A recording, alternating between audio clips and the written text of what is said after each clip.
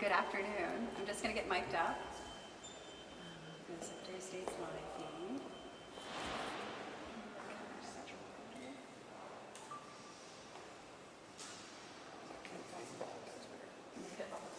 Right?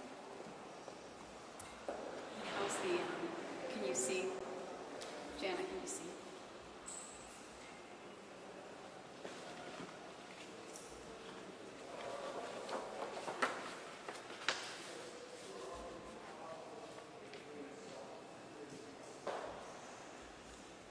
Good afternoon. I'm Secretary of State Shenna Bellows. Thank you for joining me today. Today is an exciting day. Absentee voting has begun here in our state, just as it always does, 30 days prior to Election Day. Mainers can be very proud of our safe and secure elections. we consistently rank at the top of the nation in voter participation.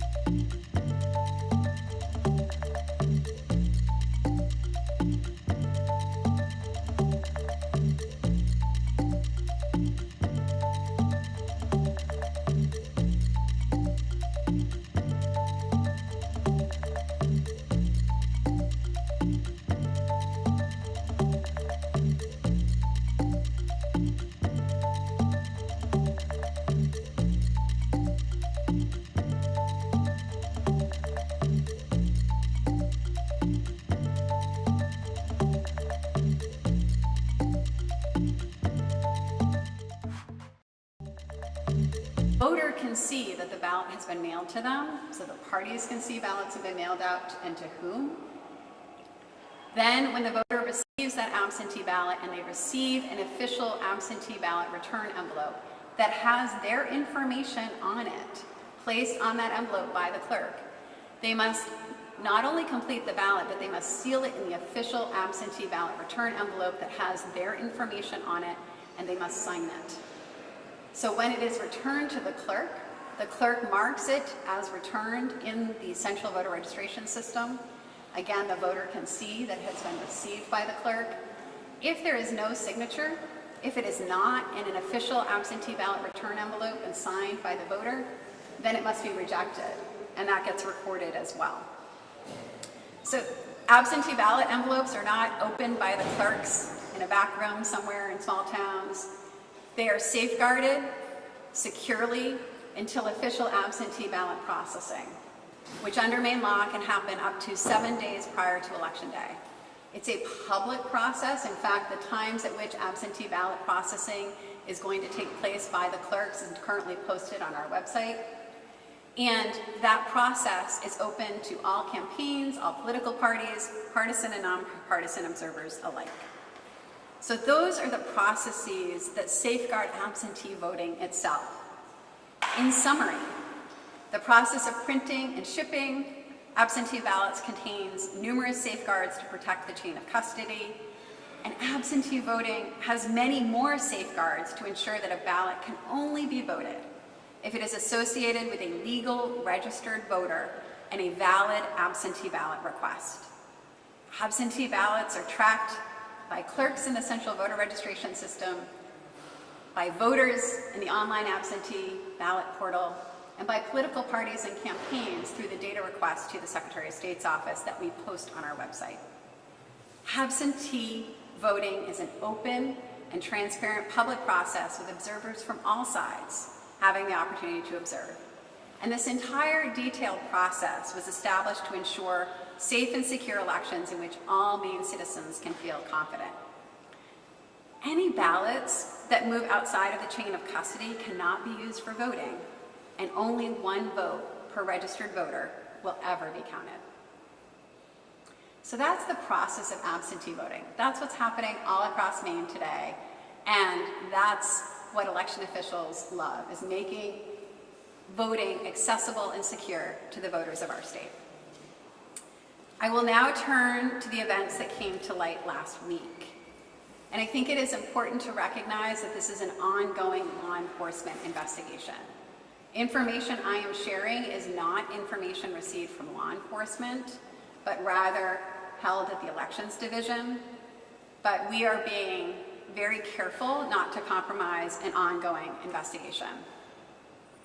So, as has been reported, allegedly last week, 250 Maine absentee ballots were allegedly delivered to an unnamed individual in Newburgh, Maine, in her Amazon delivery box, obviously outside of the appropriate chain of custody. As soon as we became aware of that situation, I directed my Secretary of State's Law Enforcement Division to investigate. That division is working closely in collaboration with the Maine Office of Attorney General, with the support of Maine State Police, and in collaboration with federal law enforcement partners, including the Federal Bureau of Investigation and the U.S. Postal Service investigation team, to determine what happened. We have received regular updates on the progress of the investigation. I have full confidence that law enforcement will determine who is responsible, and any bad actor will be held accountable. We will not stop until we have answers.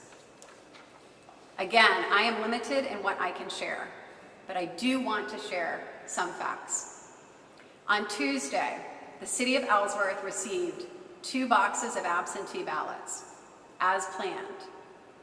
One of those boxes did not contain 5 packets of ballots totaling 250 ballots. They were missing. The Ellsworth clerk's office did exactly what we always instruct clerks to do. They notified the Elections Division of the missing ballots, initiating protocols that the election division always follows to reach out to our partners, including the printer and authorized carrier, to investigate what happened. Also on Tuesday, as publicly reported, an unnamed woman in Newburgh, Maine, allegedly received 5 packets of Maine absentee ballots in an Amazon box. The unnamed woman's legislator and a conservative blogger were contacted and notified of events, but at no point on Tuesday did anyone in Newburgh contact the Secretary of State's Elections Division or law enforcement. A conservative blogger emailed a staff person at the Secretary of State's office at 1:31 a.m. on Wednesday, noting that he would post online immediately.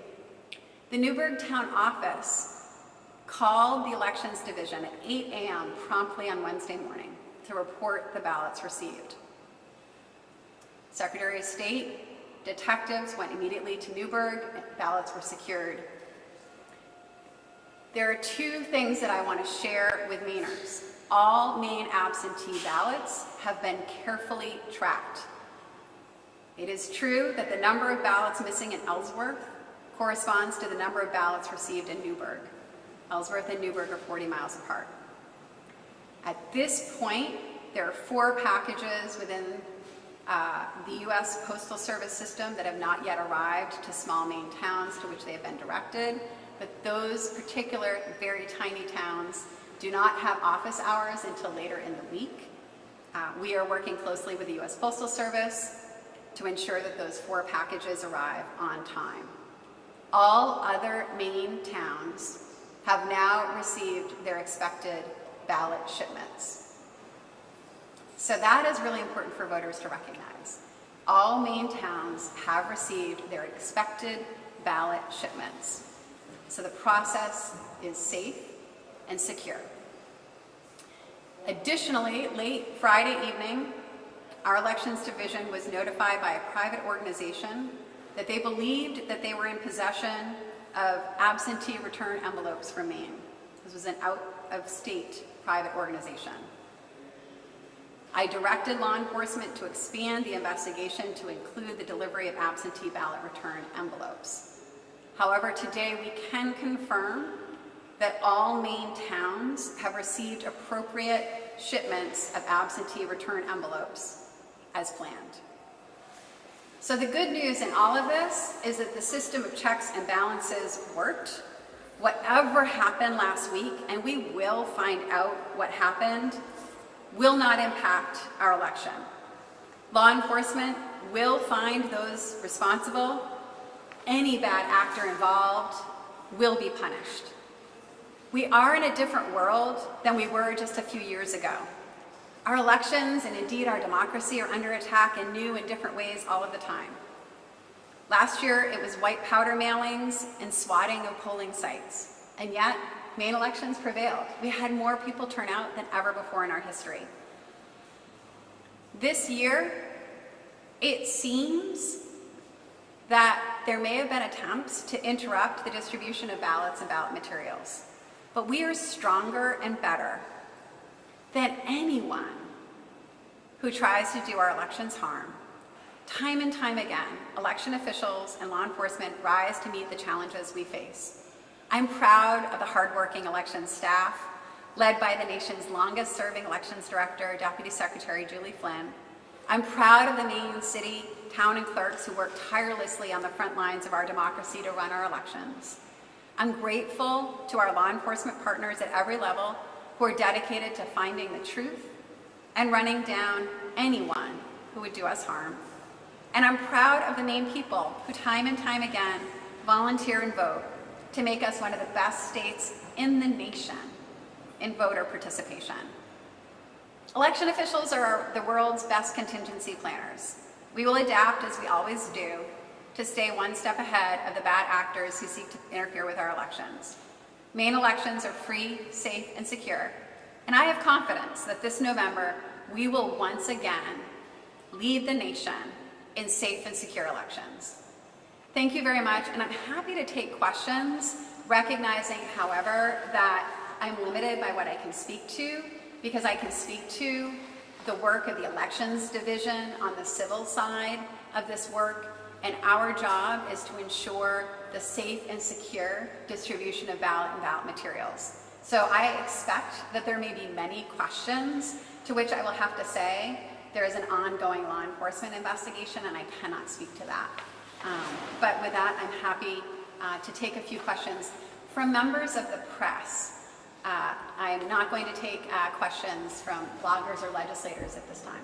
The ballots, I know there's serial numbers on these ballots. Can you confirm that the ballots that were missing from the Ellsworth City Hall were the ones that were delivered to a woman in Newburgh? There's an ongoing investigation, and I cannot speak to details at that time. And I do have a related follow-up, I'm sorry, but so were the ballots that were not delivered to Ellsworth, was their package open and they were missing, or was there an entire package missing? There's an ongoing investigation, and I can't speak to the details at this time. What I can speak to is that law enforcement is chasing down every thread, turning over every stone in this investigation. And is the Attorney General's office and state police and your law enforcement all working together? The Secretary of State's Law Enforcement Division is leading this investigation, and we are very grateful for collaboration with all of our law enforcement partners. You seem to say, Shenna, that there could have been an attempt to, by what would you call that actor, to do this? I mean, is that what you're saying in this press conference? So there is an ongoing investigation, and what I am saying, I have three messages. One, to voters, the checks and balances worked. Voting started today, and we can be assured that it is free, safe, and secure. All of our towns have the ballots they need, and the absentee ballot return envelopes that they need, and the system of checks and balances is working. I'm just trying to get you to put a finer point on what you said. I can't put a finer point on who's involved because of the ongoing investigation. Why are you confident that they're going to catch you? I have a lot of confidence in law enforcement and in their investigatory abilities, so I think there will be answers. I also have a lot of confidence in the chain of custody protections. Each of these packages had a tracking number, and U.S. Postal Service and UPS are longstanding carriers, so I have confidence that we will be able to identify, that law enforcement will be able to uncover every stone and identify exactly what happened. We won't stop until we have answers. Has this led you to reconsider the process of printing and distributing ballots? I mean, for example, we asked the state police to go and get number sticks for recounts and ranked choice counts. Is this a potential vulnerability? So I think the question is whether this has caused us to reconsider the distribution process. I think that what we are seeing in Maine is that, let me rephrase. Those checks and balances in our production and distribution of ballots have been in place for a long time. Clearly, there was an interruption in the process this time. So we will certainly do an after action to evaluate how we can safeguard against any bad actor who seeks to interrupt that chain of custody. What that looks like, I can't speak to. Does Ellsworth have all the ballots that they need now? Ellsworth has all of the ballots that they need. And absentee voting started today. And Newburgh got its ballots. Newburgh received all of the ballots that they needed. And absentee ballot voting has started there as well. And why is it taking you so long to come out and publicly talk about this? There is an ongoing law enforcement investigation, and I am certainly not a veteran of law enforcement investigations, but we have been very careful not to interfere with the investigation at any point. We want to make sure that it is thoroughly and properly investigated. I'm speaking to you today in part because today is the first day of absentee voting. So on the first day of absentee voting, every year we hold a media availability to walk through the process, to remind voters that they can vote right now. They can request an absentee ballot with an absentee ballot application that they can download from our website and mail to their municipal clerk. They can do so in our online absentee ballot request portal. They can go in person and vote during normal office hours at the clerk's office all through the next month until close of business on the Thursday prior to Election Day. They can send their husband or wife or other immediate family member to go pick up a ballot for them. If they're a registered voter, they can request that absentee ballot through a phone call request to the clerk as well. So we want voters to know that every town has the balance that they needed, that absentee voting has started successfully, and that the checks and balances are in place to safeguard the election. When did the idea get involved in this? Was it I can't speak to the details of the law enforcement investigation. How long do you expect? What I can speak to is it is standard practice by the Secretary of State Division of Enforcement Services to reach out to our partners immediately when we have an investigation that, any investigation. You have an ETA on the investigation? I don't, no. Has the state been in touch with Amazon, UPS, or the recipient of the package? And if so, what is that yield? So I can't speak to the details of the investigation, but what I can say is the state has very strong relationships with all of our partners. We are very grateful to our printers and our partners at the U.S. Postal Service and UPS, with whom we have a long-standing and well-established relationship in the successful production and distribution of ballots every year. These are not new procedures, they are not new protocols, these are well-established by over decades via statute and under various secretaries of state. What information leads you to believe that this wasn't an accidental mix-up with the shipment? So is there any other question from any other member of the press? Jackie? Speak to the perception that the public might have with your office investigating. Is there a question from the member of the ballots press? that Ellsworth received to, replenish them so that they have enough ballots, are these the ones that were from the Newburgh packet, or are they replacement ballots? Can you say that again? The ballots that Ellsworth did receive in order to have enough ballots, were these replacement ballots with different serial numbers, or were these the ones that were in the Newburgh package? Oh, so if ballots are removed from the chain of custody, they are no longer utilized. If those, in fact, ballots that were allegedly received by an individual in Newburgh were in fact ballots, they would not be used in the election. So once ballots are removed from the chain of custody or envelopes are removed from the chain of custody, they are no longer usable. And so the ballots that Ellsworth received to replace the 250 ballots that they did not receive last week were legitimate ballots issued by the printer and delivered to Ellsworth Can you using a chain of custody. What makes you believe that this was deliberate? I can't speak to the investigation, and I can't speak to who may have been involved. I don't know that, right? That is law enforcement's jurisdiction. I'm saying to any bad actor who may have been involved, they will be caught and they will be punished. Can you restate the name of the printer? I didn't state the name of the printer. Yes. Could you state the name of the printer? I'm not going to share that at this time. Law enforcement has asked me not to share too many details as to not compromise the investigation. Their contract is a public document. I just don't understand. So I've shared the information that I can share, and I really appreciate everyone coming out today. I'm happy to talk with members of the Maine press one-on-one following this conclusion of the press conference. Again, what I want to say to voters is Mainers should be so proud.